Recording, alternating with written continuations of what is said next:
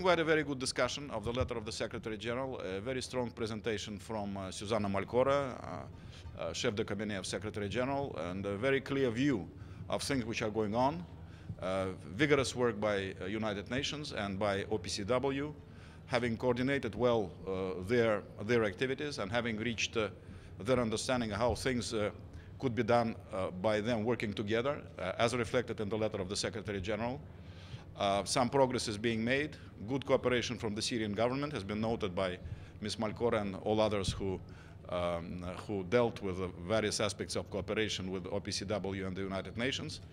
Our proposal that the Security Council should take a shortcut in quickly approving this letter of the Secretary General and establishing this joint operation by OPCW and the United Nations.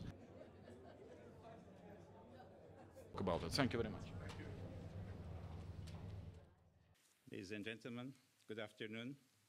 If we can ensure some cooperation by all parties, and if some temporary ceasefires, in fact, could be established in order to permit our experts to work in a permissive environment, I think the targets could be reached. Of course, there are also questions of logistics and resources, but in terms of resources, we have already received quite encouraging moves from state parties.